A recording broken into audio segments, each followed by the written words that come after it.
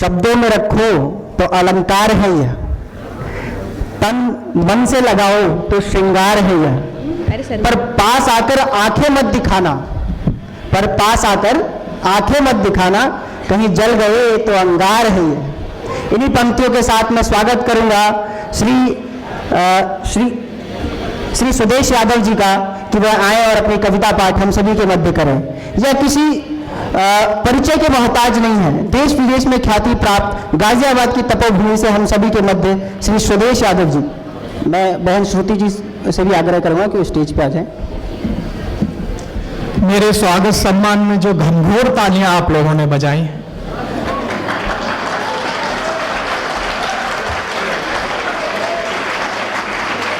इसके लिए मैं और मेरे होने वाले बच्चे आपके आभारी रहेंगे। दोनों हाथ ऊपर कर लीजिएगा, आप उन हाथों को एक बार तालियों में तब्दील कर दीजिएगा।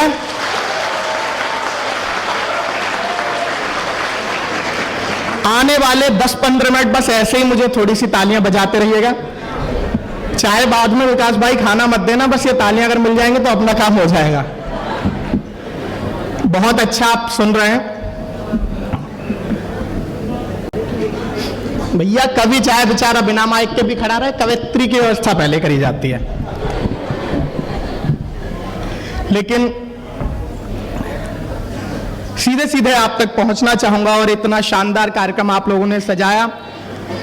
पूर्व छात्र परिषद के जो भी अधिकारी हैं, जो भी यहाँ पर कार्यकारिणी बैठी है, सबको मैं धन्यवाद देना चाहूंगा, आभार व्यक्त करना चाहूंगा कि आपने मुझे इतने अच्छे लोगों के, इतने अच्छे श्रोताओं के बीच यहाँ पर आज आमंत्रित किया। एक बार जोरदार तालियां इनके लिए, आयोजक समूह के लिए एक बार बजा दीजिएगा। ये लोग मन से अच्छे से तालियां बजा रहे हैं। ये वाला मोहल्ला है ना, थोड़ा सा खामोश है, आप लोग भी थोड़ा सा मन से जुड़ जाओगे। हाँ,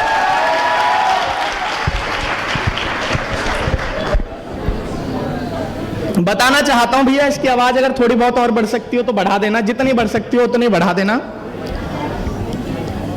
इतना अच्छा कार्यक्रम आज युवा दिवस के अवसर पर आयोजित किया, इतने अच्छे आपके पास बांसुरी वादक, इतने अच्छे गीतकार, और एक और भाई अभी हमारे बीच में आएंगे, मिमिक्री आर्टिस्ट, इतने सब लोग हैं। तो कवियों को आमंत्रित करने की क्या आवश्यकता थी, क्या जरूरत थी यहां पर मुझे बुलाने की, श्रुति जी को बुलाने की? क्या करती है कविता, क्या कविता ने दिया है देश को? कहीं मुझे 4 पंक्तियां याद आती हैं, हमारे कुल के बड़े आदरणीय दादा सुनील जोगी जी ने कहीं लिखा था, क्या होती है कविता बताना चाहता हूं, और आगे से पीछे तक अगर एक एक व्यक्ति सहमत हो जाए तो फिर दोनों हाथ खोल के मुझसे जुड़ जाइएगा। मैं आपके बीच में एक छोटा सा सूक्ष्म सा कवि सम्मेलन प्रारंभ करने की कोशिश करूंगा। क्या किया कविता ने कि वो कविता थी जिसने गौरी को शब्दवान से मारा था, वो कविता थी जिसने गौरी को शब्दवान से मारा था, वो कविता थी जिसने दिनकर जी के स्वर में हुंकारा था, वो कविता थी जो मानस बनकर घर घर गाई जाती है, वो कविता है जिसको गाकर आरती सजाई जाती है, वो वंदे मातरम कविता थी, सब गोरे आज बबूले थे, वो कविता थी जिसको गाकर सेनानी फांसी झूले थे, वो कविता थी जिसको गाकर सेनानी फांसी झूले थे। रंगों में अगर मिल जाए तो कविता होरी हो जाती है, मां का स्वर इसमें मिल जाए कविता लोरी हो जाती है, मां का स्वर इसमें मिल जाए कविता लोरी हो जाती है।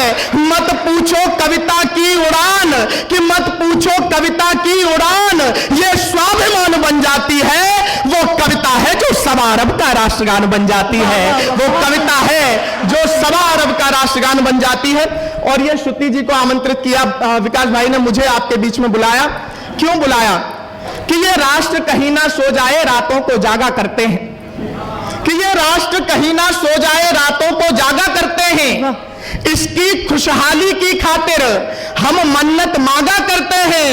हे तुलसी सूर कबीरा के वंशज इनका वंदन करिए, और दोनों हाथ उठा करके कवियों का अभिनंदन करिए, और दोनों हाथ उठा करके कवियों का अभिनंदन करिए। बहुत बहुत धन्यवाद। अभी आप लोग मन से जुड़ गए हो, जब तक सारे ताली नहीं बजाओगे मैं अपनी सुनाऊंगा ही नहीं।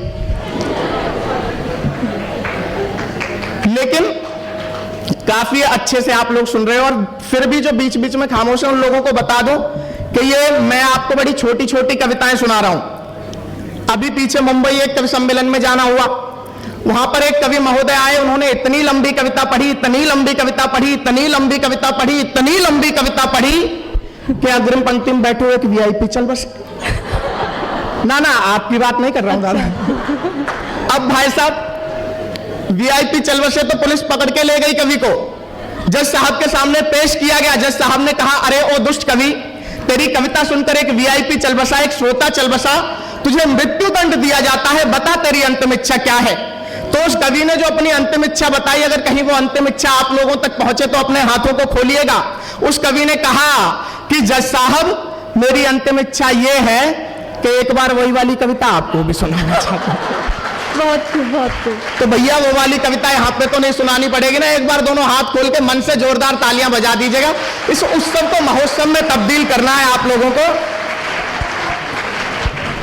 और मैं अभी आपके बीच अपना काव्य पाठ करने के लिए खड़ा भी नहीं हुआ था, मैं भूमिका बनाने के लिए खड़ा हुआ था श्रुति शर्मा जी की, जो कि हमारे बीच में हापुड़ की सरजमी से चलकर यहाँ पर उपस्थित हुए हैं।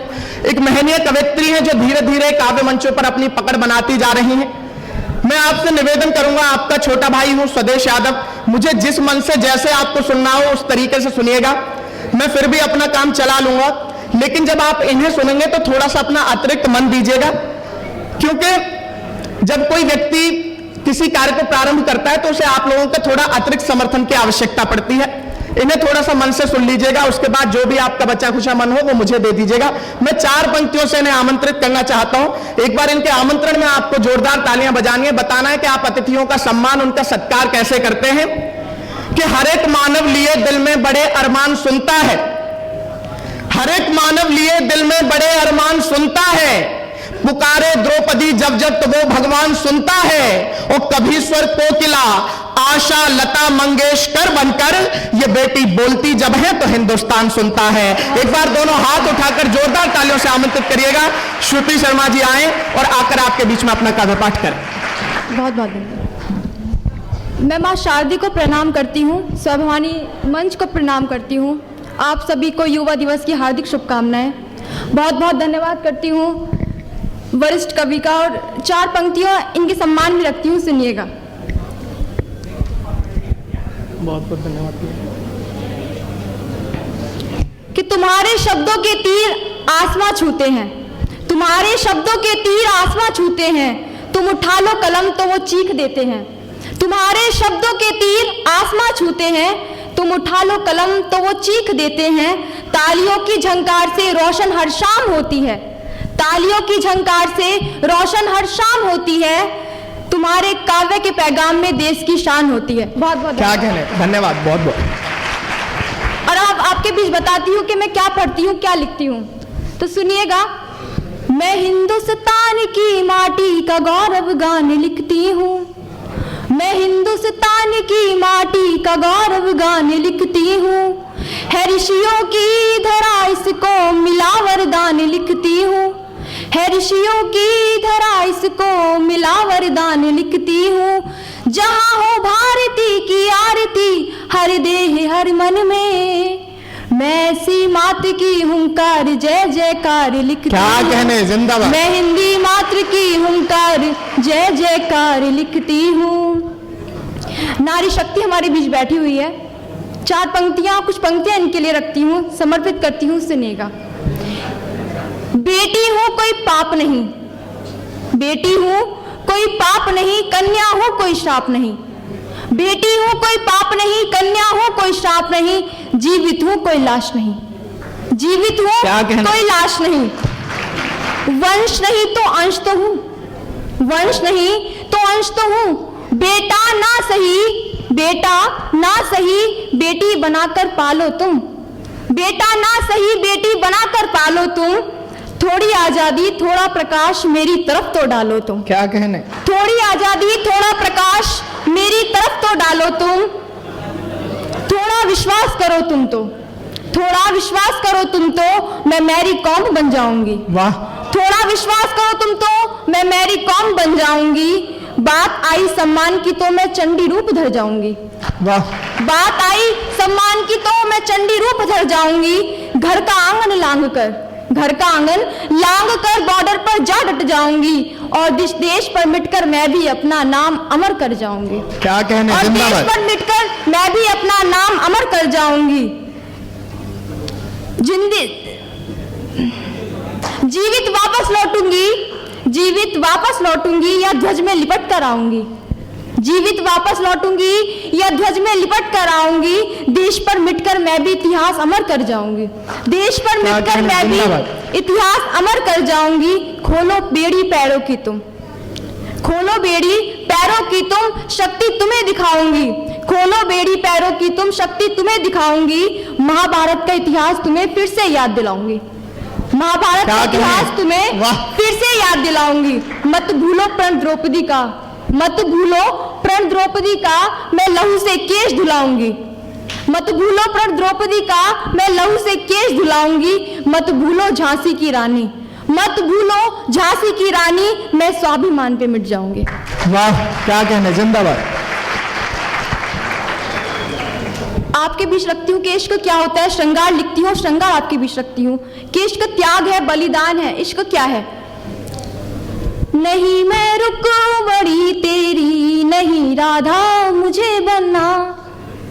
नहीं मैं रुकूं बड़ी तेरी, नहीं राधा मुझे बनना।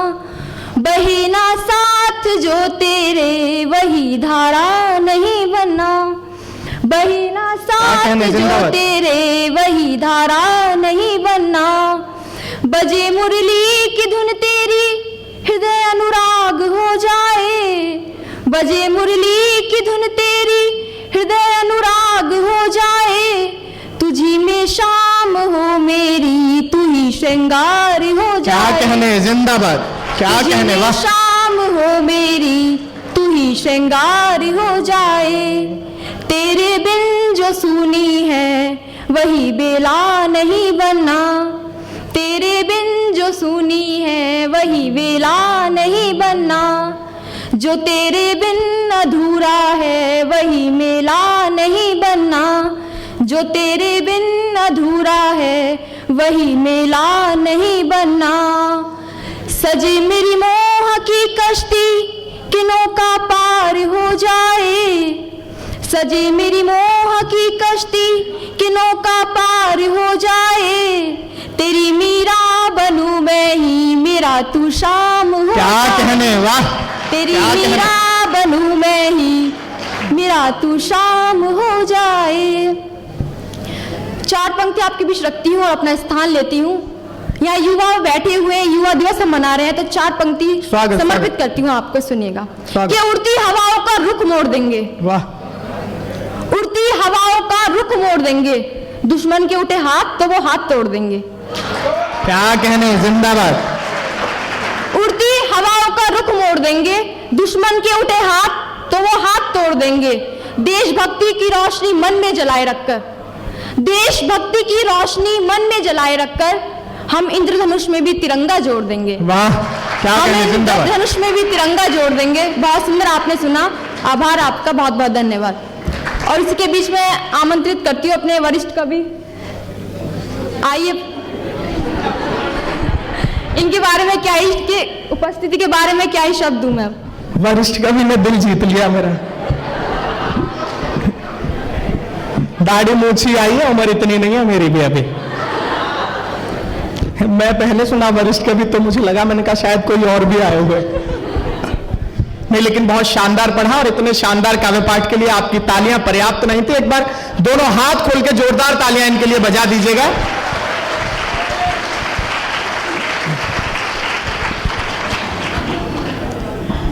और चूंकि आज युवा दिवस है और ज्यादा लंबी चौड़ी भूमिका बनाने का समय भी नहीं है, विकास भाई ने जितना समय दिया है कोशिश करूंगा कि उसी के अंदर अंदर अपने काव्य पाठ को मैं समाप्त करूं। युवा दिवस के चार पंक्तियां युवा दिवस के लिए आप देख लीजिएगा। यहां पर तमाम युवा मेरे भाई बहन बैठे हुए हैं। मेरी चार पंक्तियां विकास भाई जो सबसे ज्यादा वायरल हुई वो आपके बीच में रखता हूं, और अगर पहुंच पाऊंगा तो फिर कुछ और आपके बीच में रखूंगा। देखना चाहता हूं किस मन से आप सुनेंगे, किस मन से स्वीकार करेंगे। क्या होता है भारतवर्ष का युवा, परिभाषा देता हूं चार पंक्तियों में, संभालिएगा। कि अगर परखोगे तो कुंदन सा ही ईमान निकलेगा। अगर परखोगे तो कुंदन सा ही ईमान निकलेगा, हृदय में कुछ बड़ा करने का भी अरमान निकलेगा। पीछे भैया कहीं भी बैठ जाओ, क्योंकि जिन्हें आप ढूंढ रहे हो वो आज आई नहीं है भाई। तब से कभी इधर घूम रहे कभी उधर घूम रहे। बैठ जाओ, कोई बात नहीं, थोड़ी देर आप भी सुन लो कोई बात नहीं, बैठ जाओ। 10-15 मिनट बस आपके बीच में रहूंगा, थोड़ा सा मत से, क्योंकि बार बार आप इधर उधर होते हैं, थोड़ा डिस्टरबेंस होता है। तो हाँ जी, स्वागत है। अगर परखोगे तो कुंदन सा ही ईमान निकलेगा, हृदय में कुछ बड़ा करने का भी अरमान निकलेगा। और मेरी पीढ़ी के ये लड़के भले कितने भी हो मॉडर्न, कि मेरी पीढ़ी के ये लड़के भले कितने भी हो मॉडर्न, अगर चीरेंगे ये सीना तो हिंदुस्तान निकलेगा। अगर चीरेंगे ये सीना तो हिंदुस्तान निकलेगा। और 4 पंक्तियां और संभालिएगा कि भले ही रंग मस्ती का घुला हर बात में होगा। सर बैठे हुए हैं आपके साथ, मुझे प्रथम वर्ष करने का सौभाग्य मिला, हेमचंद सर, इनके लिए भी जोरदार तालियां बजा दीजिएगा, क्योंकि आज की किसी को भी अपनी फोटो चाहिए तो वो इनसे ही मिलेगी। कि भले ही रंग मस्ती का घुला हर बात में होगा, जवानी की खुमारी का नशा भी साथ में होगा। बेशक मेरे देश के युवाओं को सोनाक्षी सिन्हा के ठुमकों पर थिरकने में आनंद आता हो, बेशक उन्हें क्लब में जाकर डांस करने में मजा आता हो, बेशक उन्हें फैशन की दौड़ में खुद को बदलने में मजा आता हो, लेकिन मेरे देश के युवाओं को यह भी पता है कि कब भारत माता के लिए बलिदान होकर तिरंगे में लिपटकर घर वापस कब आना। तब पंक्तियां निवेदित करने की कोशिश करता हूं कि भले ही रंग मस्ती का घुला हर बात में होगा, जवानी की खुमारी का नशा भी साथ में होगा, मगर जब बात होगी देश हित कुछ कर दिखाने की, मगर जब बात होगी देश हित कुछ कर दिखाने की, कफन सर पर वतन दिल में तिरंगा हाथ में होगा। कफन सर पर वतन दिल में तिरंगा हाथ में होगा। हालांकि इन पंक्तियों के लिए आपकी तालियां पर्याप्त नहीं थी, अपनी तालियों का घनत्व बढ़ाइएगा। आगे और आपको अपने हाथों को खोलने का मौका दूंगा। 4 पंक्तियां और देना चाहता हूं। ये तो मैंने उन विद्यार्थियों की, उन युवाओं की बात की जो यहां पर बैठे हुए हैं, जो सरस्वती विद्या मंदिर जैसे स्कूलों से पढ़ते हैं और यहां पर हमारे आदरणीय गुरुजन बैठे हुए हैं, इनसे संस्कार लेते हैं। लेकिन एक दूसरी पीढ़ी है, दूसरी प्रजाति भी हमारी समानांतर चल रही है, उसके विषय में बताना चाहता हूं। और बताना चाहता हूं कि आज देश को किस चीज की आवश्यकता है, भारतवर्ष को किस चीज की आवश्यकता है, राष्ट्र को किस चीज की आवश्यकता है। आप तक अगर बात पहुंच जाए तो इस उत्सव को महोत्सव में तब्दील कर दीजिएगा। पंक्तियां निवेदित करता हूं कि आजादी की चिनगारी सुलगाने वाली सुनो, दयानंद जैसी जिंदगानी हमें चाहिए। आजादी की चिनगारी सुलगाने वाली सुनो, दयानंद जैसी जिंदगानी हमें चाहिए। और निज रक्त से तिलक मां तो भारती का किया, कि निज रक्त से तिलक मां तो भारती का किया, बिस्मिल जैसे बलिदानी हमें चाहिए। निज रक्त से तिलक मां तो भारती का किया, बिस्मिल जैसे बलिदानी हमें चाहिए। और सलमान खान जैसे, कि सलमान खान जैसे हीरो नहीं चाहिए जी, और ना ही शीला की जवानी हमें चाहिए। शेखर सुभाष जैसे लाल होने चाहिए, वाह बेटियों में झांसी वाली रानी हमें चाहिए। शेखर सुभाष जैसे लाल होने चाहिए, वाह बेटियों में झांसी वाली रानी हमें चाहिए। बहुत बहुत धन्यवाद। और आप तक पहुंचना चाहता हूं और देखना चाहता हूं किस मन से आप जुड़ेंगे। 4 पंक्तियां निवेदित करता हूं, बिल्कुल ताजी पंक्तियां हैं, बिल्कुल नया लिखा है, पहली बार आपके बीच में आज पढ़ूंगा। और आज इस चीज का भी यहां पर देखना है मुझे ये कि इन पंक्तियों को आगे भारतवर्ष में पढ़ा जा सकता है या नहीं पढ़ा जा सकता। आपसे देखना चाहता हूं, आपसे अपनी कॉपी चेक करवाना चाहता हूं, किस मन से आप सुनेंगे, क्या पंक्तियां सार्थक हुई है नहीं हुई है, आपको बताना। मैं बिल्कुल नई पंक्तियां आपके बीच में पढ़ रहा हूं। कैसे होते हैं भारतवर्ष के लोग। और जब इन पंक्तियों को लिख रहा था, कहीं मेरे जो दिमाग में, मेरे मन में आप लोग चल रहे थे, तब पंक्तियां लिखी गई। और अगर लगे कि बिल्कुल सार्थक लिखा गया है तो फिर अपने हाथों को खोलिएगा और तालियों का एक विस्फोट होता हुआ देखना चाहूंगा। कैसे होते हैं सरस्वती विद्या मंदिरों से निकले हुए बच्चे, यहां के छात्र।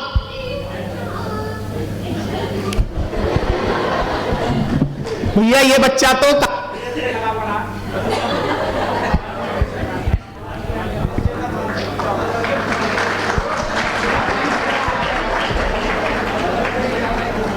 हमारे यहाँ पे ऐसा होता है, कई बार कोई कभी बैठ नहीं रहा होता तो माइक बंद करवा।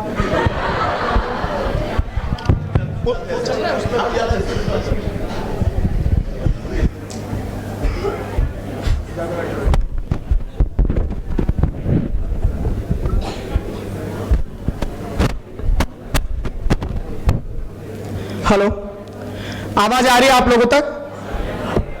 नहीं, वो दरअसल मुझे गलतफहमी हो गई। क्या है कि हम जैसे कई बार होता है कवि सम्मेलनों में, कुछ कवि होते हैं मंच से एकदम चिपक जाते हैं, तो 2-3 तरीके होते हैं। पहला तरीका होता है माइक बंद करवा दो, दूसरा गले में जाके माला डालो और बोलो भाई कितना पड़ेगा, बैठ जा। तो ये सारे तरीके भी होते हैं। मुझे लगा शायद यहाँ पे कोई कवि सम्मेलन सुनने वाला व्यक्ति बैठा होगा, लेकिन ये अच्छी बात है कि ऐसा कुछ हुआ नहीं। मैं पहुंचना चाहता हूं। ये बच्चा बड़ी देर से यहाँ पे इधर उधर घूम रहा है, स्टेज पे भी कूद के गया, तो थोड़ा सा इसके माता पिता जहां पे बैठे हो संभाल लें इसे, क्योंकि भैया ये हमारे देश के भविष्य हैं। लेकिन ऐसे ही कूदते फांदते रहे तो मेरा वर्तमान चौपट कर देंगे। और मुझे याद आता भैया, मैं तो गाजियाबाद से आपके बीच में आया हूं। मेरे घर के बराबर में एक रामलाल अंकल रहते हैं, उनका बच्चा इससे थोड़ा सा बड़ा है, उसका रिजल्ट आया। पिताजी ने पूछा बेटा क्या रिजल्ट रहा? बोला पिताजी स्कूल में जो मास्टर जी हैं उनका बेटा फेल हो गया। पिताजी ने कहा बड़ी गलत बात है, लेकिन तू बता तेरा क्या रिजल्ट रहा? बोला पिताजी जो स्कूल में हमारे प्रिंसिपल सर हैं उनका बेटा भी फेल हो गया। पिताजी ने कहा ये तो और भी गलत बात है, लेकिन बेटा तू बता तेरा क्या हुआ? बोला पिताजी जो हमारे इलाके के पार्षद अंकल है उनका बेटा भी फेल हो गया। पिताजी ने कहा उन सबसे मुझे क्या मतलब है, तू बता तेरा क्या रिजल्ट रहा? बोला पिताजी जो यहाँ के विधायक अंकल है ना उनका बेटा भी फेल हो गया। पिताजी ने कहा उन सबको गोली मार भाड़ में जान दे, तू बता तू पास हुआ कि नहीं? बोला तुम कौन से प्रधानमंत्री लाग रहे हो, तुम्हारा भी फेल हो गया। तो भैया बच्चों से तो कोई नहीं जीत सकता। मैं भी हालांकि एक प्राइमरी स्कूल में अध्यापक हूं, तो मेरे को तो ऐसे वाले ही जेल में होते हैं। लेकिन आप लोग बहुत मन से सुन रहे हो और इन बच्चों के होने से ही घर में रौनक भी रहती है। मैं पहुंचना चाहता हूं आप तक, जुड़ना चाहता हूं आपसे। 4 पंक्तियां देखिएगा जो कि कहीं आप लोगों के लिए ही लिखी गई कि देश या कि धर्म हेतु युद्ध लड़ना पड़ा तो हाथ से न छूटी कभी आपके कमान है। कि देश या कि धर्म हेतु युद्ध लड़ना पड़ा तो हाथ से न छूटी कभी आपके कमान है।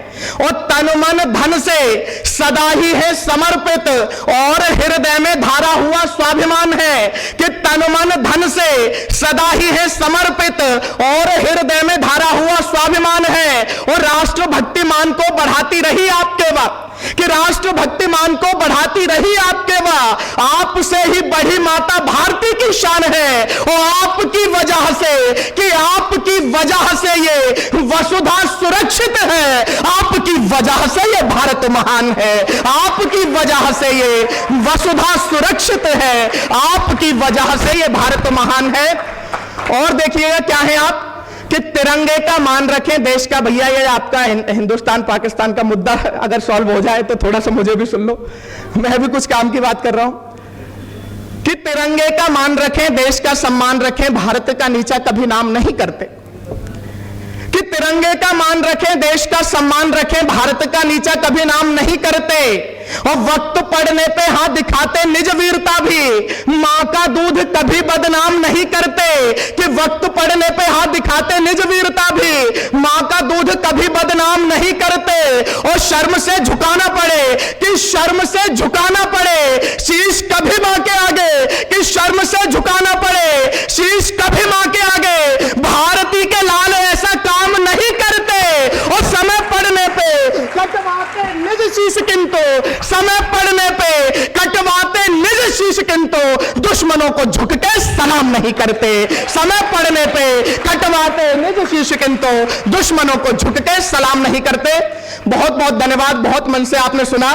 और 4 पंक्तियां और देखिएगा क्या है भारतवर्ष का इतिहास। देखो भैया बहुत सारे कह रहे होंगे 4-4 पंक्तियां करके कम से कम 36 पंक्तियां पेल दी। लेकिन आप खुद सोचो, अगर मैं शुरुआत में आके कहता कि भैया आपके बीच में 82 पंक्तियां पढ़ूंगा तो क्या सुनते हैं? तो ये मजबूरी है कि 4-4 कह के आपको सुनानी पड़ रही है। लेकिन आप बहुत मन से सुन रहे हैं। एक बार अपने लिए जोरदार तालियां बजा लीजिएगा, क्योंकि ये जो कवि सम्मेलन होते हैं एक दो तरफा प्रक्रिया होती है। भैया आपकी मोछें बहुत शानदार लग रही हैं। नहीं, मैं मजाक नहीं, सही में बहुत शानदार लग रही है। मैंने 2-3 बार रखी, मेरी एक साइड से आती नहीं है। और जब रखी थी तो विकास भाई हमारे शिक्षक थे, तो बड़ा अजीब सा लग रहा था, उसके बाद कटवा दी फिर मैंने। तो आपकी बार बार देख रहा हूं मैं, और देखता हूं तो लगभग आपके बराबर वाले बात करते हुए दिखाई देते हैं। लेकिन कोई नहीं, बहुत अच्छा आप लोग सुन रहे हैं। 4 पंक्तियां मैं आपके बीच में और रखना चाहता हूं। उससे पहले बताना चाहता हूं कि जो कवि सम्मेलन होता है दो तरफा प्रक्रिया होती है। इसमें जितने मन से, जितने उत्साह से और जितनी मेहनत हम मंच पर बैठे हुए कवि करते हैं, उतनी मेहनत और उतना ही समर्थन आपको सामने से भी करना होता है। क्योंकि कहीं लिखा गया, हमारे कुल के बड़े आदरणीय दादा कुंवर बेचैन जी ने लिखा कि पूरी धरा भी साथ दे तो और बात है, कि पूरी धरा भी साथ दे तो और बात है, पर तू जरा भी साथ दे तो और बात है।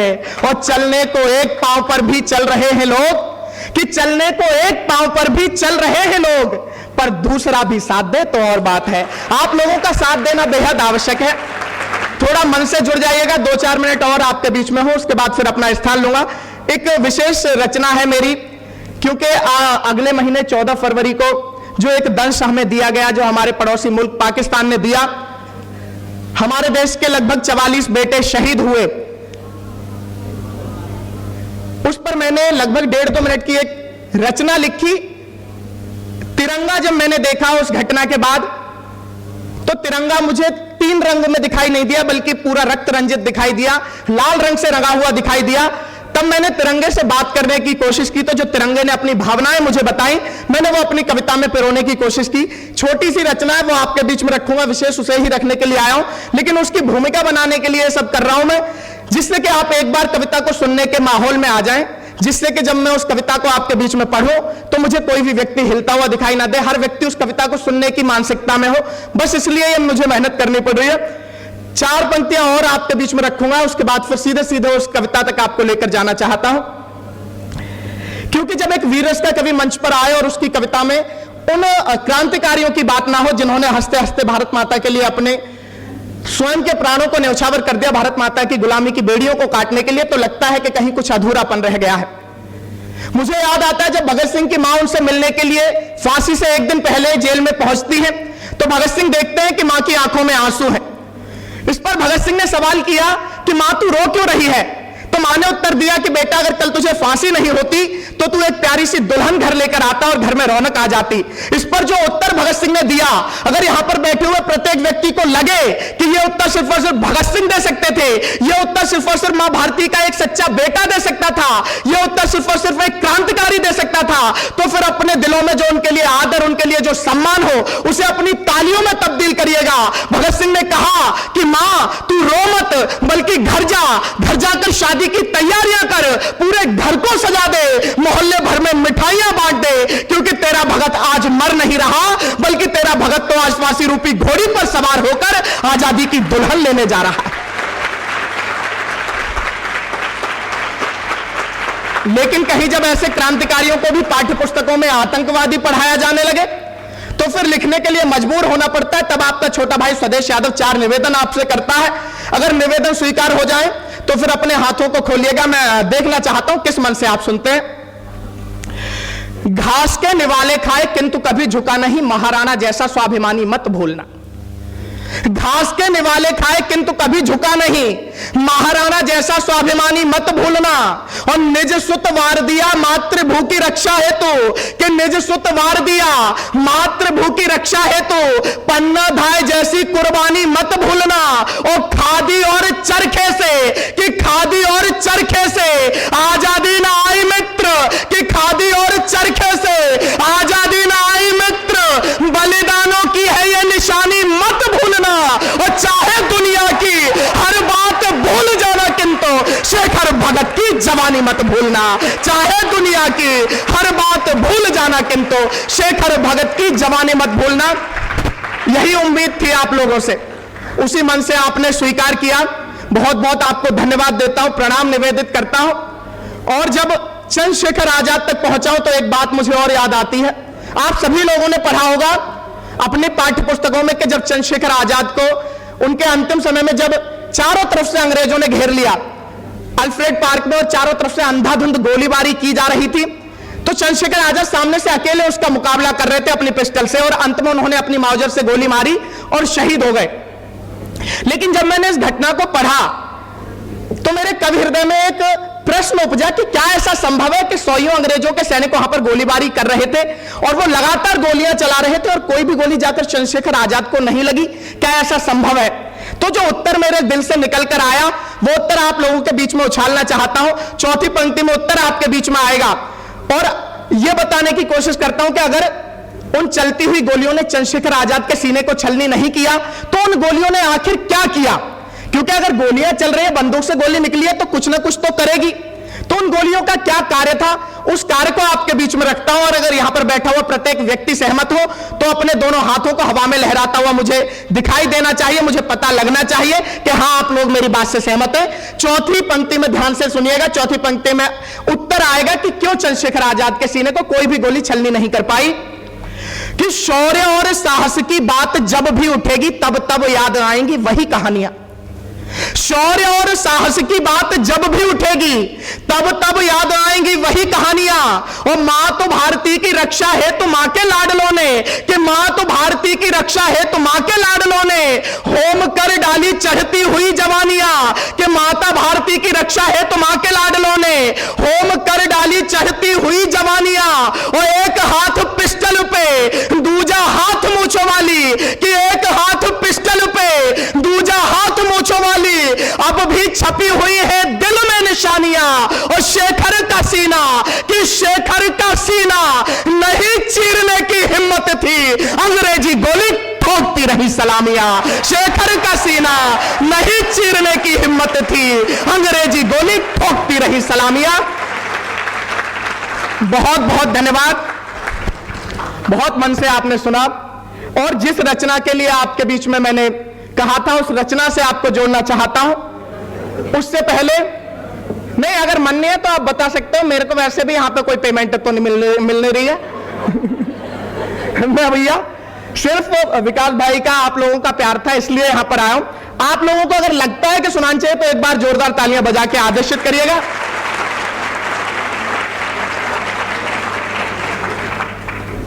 मैं आप तक पहुंचने की कोशिश करता हूं। सिर्फ दो पंक्तियां ये देख लीजिएगा, पूरी कविता की भूमिका इन दो पंक्तियों से बन जाएगी। ये कहीं मैंने पढ़ी थी और उसके बाद फिर मैं अपनी रचना आपके बीच में रखूंगा। कि छिपकर वार नहीं होता, सबको उस घटना के विषय में पता है, बताने की कोई आवश्यकता नहीं है।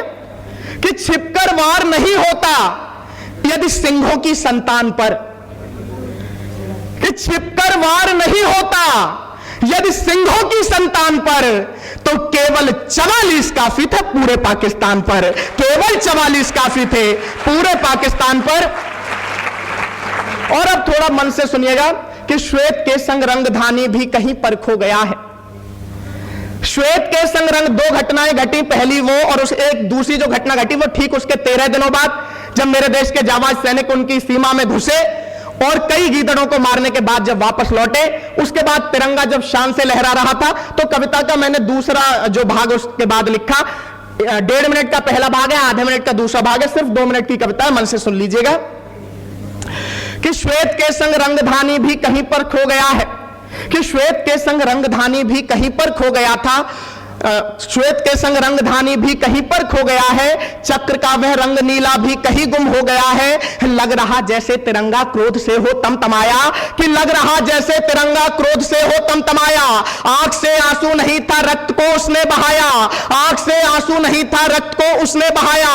खौलता शोणित तिरंगे का यही बस पूछता है, खौलता शोणित तिरंगे का यही बस पूछता है। खो दिए हैं लाल इतने और बोलो क्या बचा है, क्या अभी भी और कुछ होने को घड़ियां गिन रहे हो, कि क्या अभी भी और कुछ होने को घड़ियां गिन रहे हो, या अभी भी अच्छे दिन आने के सपने बुन रहे हो। शत्रु ने ये घाव मुझको बहुत गहरे दे दिए हैं, कि शत्रु ने ये घाव मुझको बहुत गहरे दे दिए हैं, और मुझसे छीन करके लाल मेरे ले लिए हैं, और मुझसे छीन करके लाल मेरे ले लिए हैं। ना कड़ी निंदा, कि ना कड़ी निंदा, नहीं आलोच बचनाएं चाहता हूं और ना ही शत्रु को देना क्षमाएं चाहता हूं और ना ही शत्रु को देना क्षमाएं चाहता हूं। मेरे जो बेटे मरे कि मेरे जो बेटे मरे उनकी कोई गलती नहीं है और ऐसे कृत्य की माफी कोई बनती नहीं है और ऐसे कृत्य की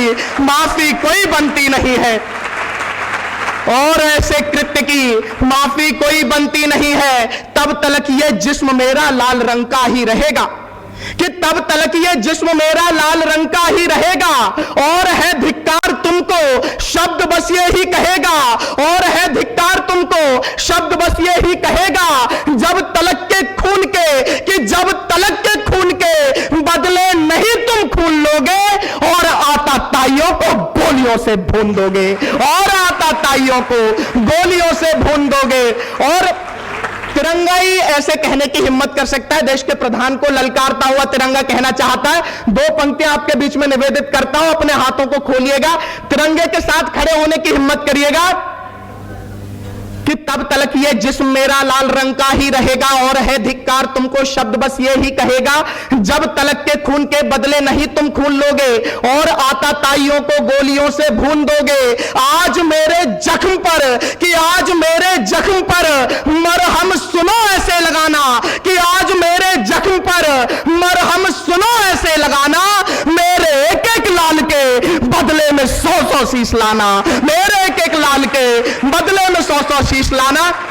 और जब देश के प्रधान ने तिरंगे की ललकार को स्वीकार किया और भारतवर्ष के शेरों को पाकिस्तान की सीमा में भेजा, उसके बाद का दृश्य आप सभी लोग वाकिफ है।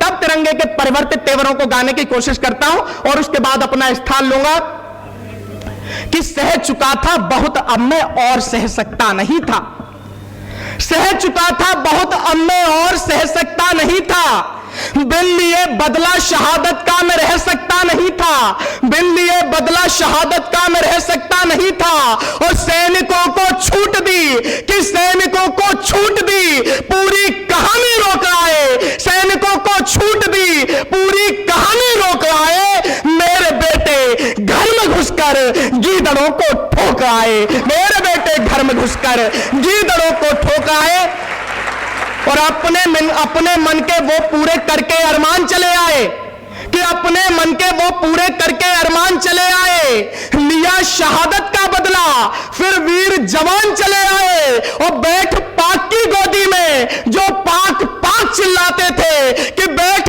पाक की गोदी में जो पाक पाक चिल्लाते थे उनके सीने पर भी लिखकर हिंदुस्तान चले आए, उनके सीने पर भी लिखकर हिंदुस्तान चले आए। मेरे साथ बोलेंगे भारत माता की, भारत माता की, भारत माता की। बहुत बहुत धन्यवाद। जय हिंद, जय भारत।